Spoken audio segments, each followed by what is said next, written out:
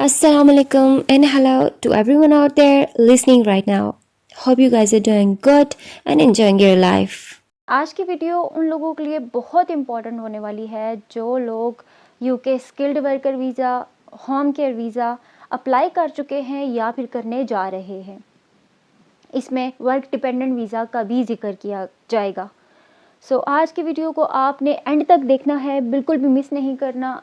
आज की वीडियो में जो big changes UK immigration policies के हवाले से किए गए हैं 2024 के लिए फॉर द ईयर ऑफ 2024, ये मेजर 5 चेंजेस हैं जो कि इम्पॉर्टेंट हैं और जो इम्प्लीमेंट किए जाएंगे। वीडियो को आपने एंड तक देखना है और साथ ही साथ वीडियो को शेयर भी कर दें और चैनल को सब्सक्राइब कर दें। सो यूके काफ़ी बड़े चेंजेस करने जा रहा है for the year of 2024 to reduce the visa immigrants. Just like last year से अब तक home care visas totally open थे और लोगों की बहुत बड़ी तादाद यूके में एंटर हो चुकी है, आइदर इट्स फ्रॉम इंडिया और from Pakistan. For instance UK ने 1,01,000 वीज़ाज़ इशू करना थे, वर्क परमिट्स इशू करना थे, जिसमें से सिर्फ और सिर्फ 1,20,000 वीज़ाज़ डिपेंडेंट्स को इशू किए गए। अब वहाँ पर उनको ये प्रॉब्लम फेस करना पड़ रही है कि majority of the dependents are not working there but they are using the public facilities there. So वो गवर्नमेंट पे, यूके गवर्नमेंट पे बर्डन बन रहे हैं। सो इस सारी चीज़ों को देखते हुए उन्होंने यहाँ पे नेक्स्ट ईयर में चेंजेस करने की एक पॉलिसी बनाई है और वो ह्यूज बिग चेंजेस हैं जिनकी अभी अनाउंसमेंट 4 दिसंबर 2023 को हुई है। 2024 के लिए जो 5 मेजर वीज़ा कैटेगरीज में चेंजेस किए जाएंगे उनमें से फर्स्ट ऑफ ऑल नंबर 1 पे है स्किल्ड वर्कर वीज़ा में जो चेंजेस होंगे।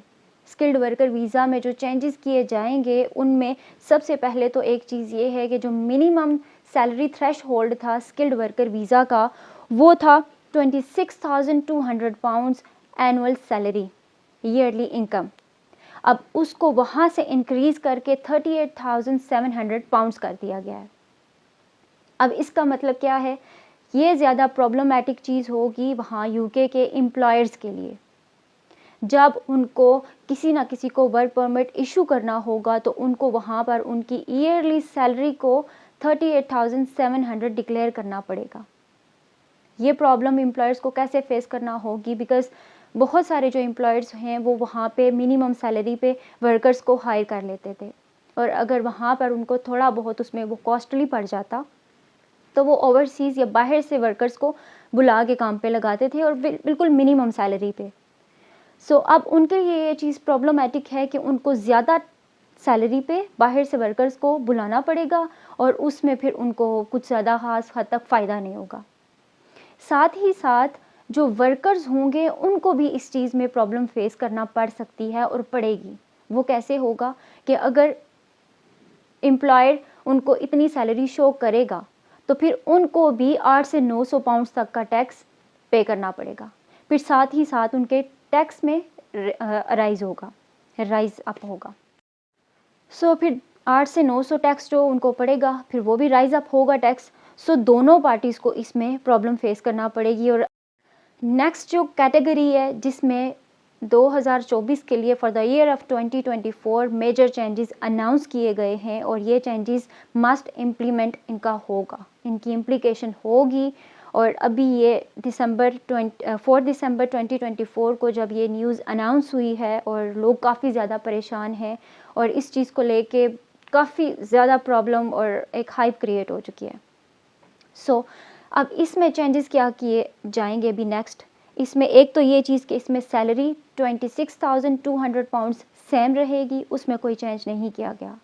बट नेक्स्ट ईयर से जो वर्क परमिट लोग मेन एप्लीकेंट को मिलेगा उसके साथ डिपेंडेंट को अलाउ नहीं करेंगे। Dependent visas will be closed for the next year for 2024। So dependents को वीज़ाज़ इशू नहीं किए जाएंगे। नेक्स्ट यूके की पॉलिसी यही है। अब आता है क्वेश्चन कि अगर वीज़ाज़ इशू ना किए जाएं तो फिर अब उससे प्रॉब्लम तो ऑब्वियसली होगा कि लोग ज़्यादातर पार्टनर्स को एप्लीकेंट बना के जा रहे हैं और ख़ुद डिपेंडेंट बन के जा रहे हैं to work freely over anywhere. So इस चीज़ को लेके पैनिक होने की बिल्कुल भी ज़रूरत नहीं है। इस चीज़ की इम्प्लीकेशन, इस रूल को इम्प्लीमेंट स्प्रिंग 2024 में किया जाएगा। मींस कि मार्च और अप्रैल तक इस रूल की का इम्प्लीमेंटेशन होगा। सो उससे पहले अभी आपके पास 2 से 3 मंथ्स हैं।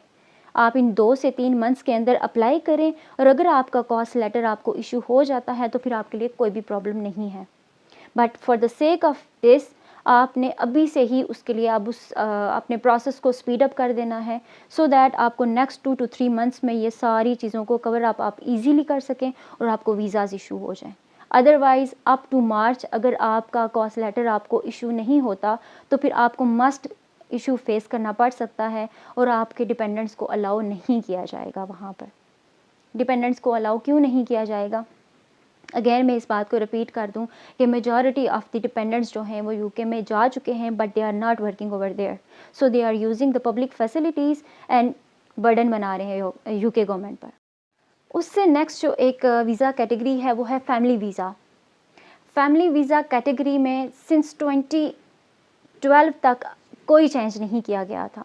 अब तक कोई भी चेंजेस नहीं किए गए थे, और उस टाइम पे जो एक चेंज आया था वो ये था कि एनुअल सैलरी जो है या एनुअल इनकम जो है वहाँ का कोई ब्रिटिश सिटीज़न है या कोई भी बंदा है जो पाकिस्तान से या किसी भी कंट्री से अपने डिपेंडेंट को बुलाना चाह रहा है, तो उसकी डिक्लेयर कितनी हो ईयरली इनकम, वो थी 18,600 पाउंड्स।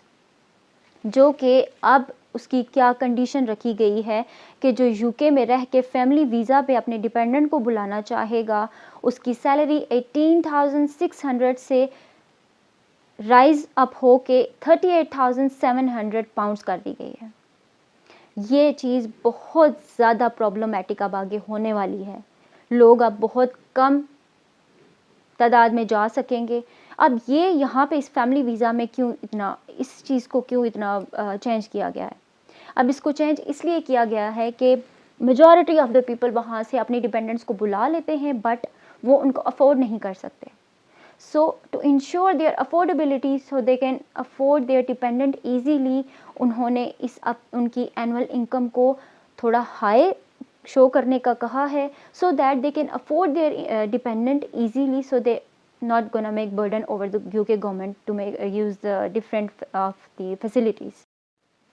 उसके बाद जो नंबर 4 है, फोर्थ किस कैटेगरी में वीज़ाज़ की पॉलिसीज़ में चेंजेस किए जाएंगे, तो वो है shortage occupation list. Shortage occupation list fourth category है जिसमें चेंजेस किए जाएंगे। अब ये शॉर्टेज ऑक्यूपेशन लिस्ट कैटेगरी है क्या, इसमें कैसे चेंजेस किए जाएंगे? जैसे कि मैंने बताया कि स्किल्ड वर्कर वीज़ाज़ जो हैं उनकी एक प्रॉपर रेगुलेटरी बॉडीज़ होंगी जो कि उनको ऑब्ज़र्व करेंगी, उन पे नज़र रखेंगी, उनके प्रोसेस को देखेंगी कि आया कि वो स्किल्ड वर्कर्स को ही बुला रहे हैं या फिर ऐसे ही अनस्किल्ड वर्कर्स को बाहर इनवाइट कर रहे हैं।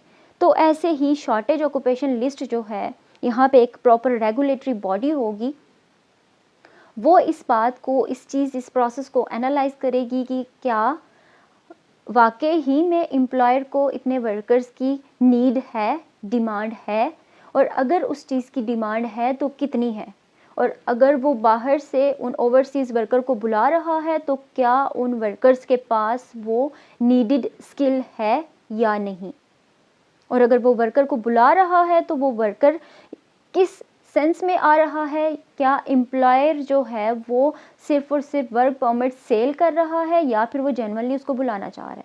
ऐसी बहुत सारी चीज़ें हैं जो कि हम सबको, आपको पता है कि किस सेक के लिए वहाँ पे वर्क परमिट्स को सेल किया जाता है, लोग लेते हैं पैसे हाथों हाथ, तो वो एक सिस्टम चलता रहता है।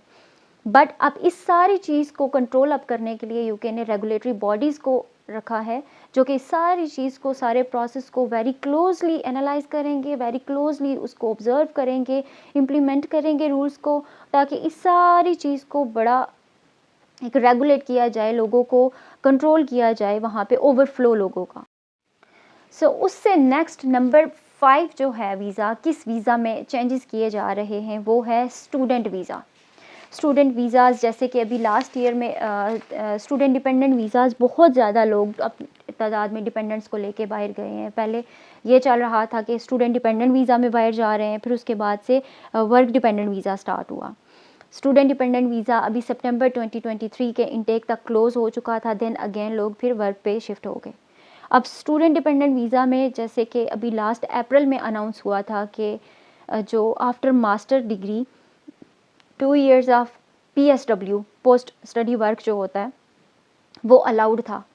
अब उस पे ये पॉलिसी बनाई जा रही है कि वो स्टूडेंट्स को PSW अलाउ ना हो, बट उनको जो उनके वर्किंग आवर्स से वीक में 20 आवर्स उनको आगे एक्सटेंड किया जाए या उनको इंक्रीज़ कर दिया जाए, सो दैट स्टूडेंट्स अपनी 1 ईयर 1.5 ईयर की डिग्री के बाद आगे 2-4 साल के लिए एक्सटेंड ना कर पाएँ। सो इसमें भी वो कुछ चेंजेस लाने का सोच रहे हैं और इसके लिए एडवाइजरी कमेटी जो है वो उस पूरी चीज़ को प्रोसेस करेगी। एडवाइजरी कमेटी जो है वो इमिग्रेशन लॉज को, रूल्स को उस पे इम्प्लीमेंट करेगी। सो नेक्स्ट 2024 के लिए स्टूडेंट्स के लिए भी काफ़ी हद तक रूल्स जो हैं वो सख्त होने वाले हैं।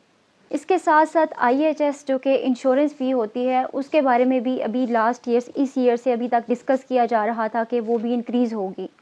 सो नाउ उसके भी इंक्रीज़ होने के चांसेस बहुत हद तक बढ़ गए हैं और उसको जनवरी में इंक्रीज़ किया जाएगा और ये पॉलिसी उस पर इम्प्लीमेंट की जाएगी।